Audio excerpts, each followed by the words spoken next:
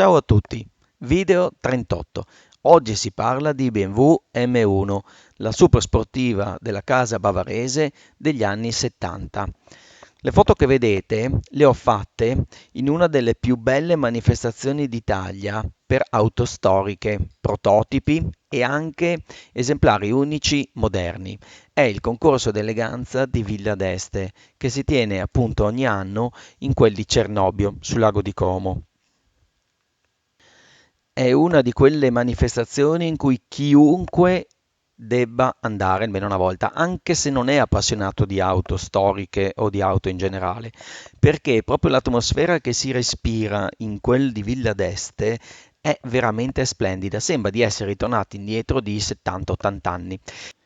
Di fatto è proprio tutta l'ambientazione ad essere splendida, perché al di là dell'ambiente che scenograficamente non ha assolutamente nulla da, non c'è nulla da eccepire, perché le ville sono ovviamente fantastiche, già il fatto stesso di essere sul lago di Como, ma poi tutte queste persone, questi personaggi vestiti ovviamente come l'epoca delle loro vetture, il complessino che gira attorno alle vetture e suona in mezzo al parco, il saxofono e quant'altro ti danno proprio l'idea di essere per una giornata o 2 giornate, se si vogliono fare 2 giorni, di fatto in un altro mondo.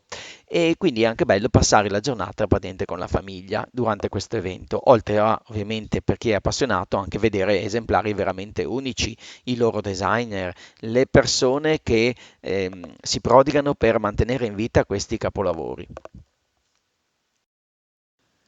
Di fatto BMW Group, organizzatore di questo evento ormai da una vita, oltre a mettere insieme questi capolavori, presenta anche i suoi capolavori.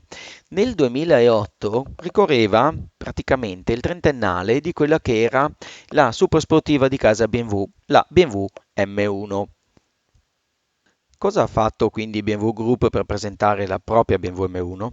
Ha portato a Villa d'Este la mamma della BMW M1, ovvero la BMW Turbo del 72 disegnata da Paul Bracht, che dava praticamente le linee di design di quello che poi sarebbe diventato un po' lo standard degli anni 70.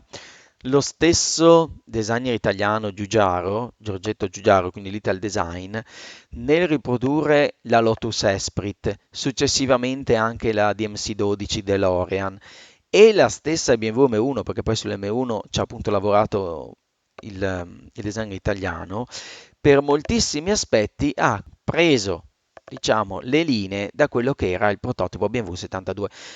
Nelle immagini vedete anche una foto degli interni. Gli anni 70 sono quegli anni in cui si immaginava un futuro pieno di luci, lampadine, dei cruscotti praticamente spettacolari.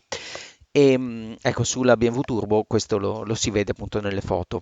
Ecco, dopo il BMW Turbo si vedono diverse BMW M1, tra le tante se ne vedono, portate appunto a Villa d'Este, si vede l'esemplare di Andy Warhol. L'artista aveva disegnato praticamente nel 79 una di queste vetture, l'aveva fatta diventare una art car e a tutti gli effetti questa stessa macchina poi corso anche a Le Mans.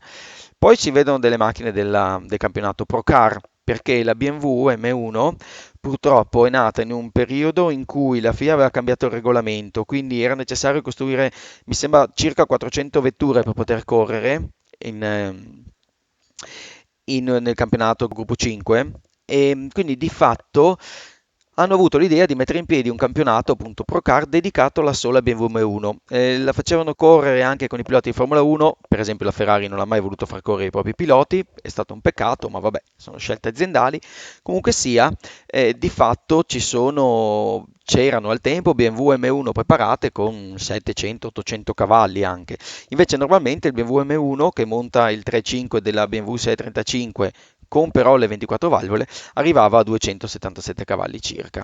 Quindi insomma un bel passaggio tra la stradale e la versione corsa con tanto di biturbo, insomma tutta un'altra macchina. Ecco niente, quindi Oltre alla BMW Turbo del 72 e alle diverse BMW M1 stradali, ce n'erano 7, 8, insomma fate conto una decina di macchine, mai viste in vita mia BMW M1 così tante, era presente anche a Villa d'Este la BMW M1 Homage. La BMW M1 Homage, appunto nata per i 30 anni della BMW M1, è un prototipo presentato appunto proprio nel 2008 per i 30 anni, ma che a tutti gli effetti ricalca quella che poi sarebbe diventata la BMW i8. Se voi guardate le immagini della BMW i8 e guardate le immagini della BMW M1 Homage, ci troverete tantissimi particolari simili o tantissimi insomma particolari ripresi dalla Homage. Ecco, niente, adesso io vi lascio alla lettura dell'articolo che ho pubblicato su GD e grazie per avermi ascoltato e per ascoltarmi ovviamente subito dopo. E come sempre vi dico, iscrivetevi al canale Autoepoca Nord-Est. Ciao a tutti. Articolo pubblicato su GD Gentleman Driver a maggio del 2008. Titolo: M come Motorsport, M come M1. BMW Group, organizzatore del concorso d'eleganza Villa d'Este a Cernobbio, oltre a presentare i consueti capolavori senza tempo, simboli di eleganza e perfezione tecnica, ha quest'anno portato sul lago di Como la sua primogenita M, capostipite di una progenie sportiva ancora in essere, ricca di un palmarès d'eccezione, ricordando l'M330. Quest'anno ricorre il trentennale dalla nascita della prima M1 e BMW Group ha esposto diversi esemplari, dalla BMW Turbo del 1972, realizzata in soli 2 esemplari da Paul Bracq, alla M1 Homage, prototipo moderno realizzato per omaggiare la prima M1, passando per diverse auto stradali, alla unica Art Cal realizzata da Andy Warhol e giunta sesta assoluta a Le Mans 79 e finendo per la Gruppo 5 Procar. La BMW M1 nasce dalla collaborazione con Lamborghini e Giugiaro. La sua linea ricorda altre realizzazioni del designer italiano, come ad esempio la Lotus Esprit e la DMC DeLorean. Il motore è di derivazione BMW 635, portato a 4 valvole per cilindro e 277 cavalli.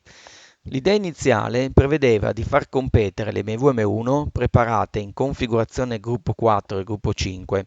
I ritardi nella costruzione e nella successiva omologazione purtroppo impediscono a BMW di far correre l'M1 nelle gare internazionali. Nasce così l'idea di istituire una serie dedicata a Procar, dove alcuni piloti privati si poterono confrontare con i 5 più veloci piloti di Formula 1. La Ferrari e altre 2 scuderie non concessero i loro piloti. In totale furono realizzate 44 M1 Procar tra il 1979 e il 1980. I piloti che meglio interpretarono la vettura furono Lauda, Piquet, Reutemanns, Jean e Regazzoni, ma anche altri piloti, ad esempio Surer, duellarono sulle piste di tutto il mondo.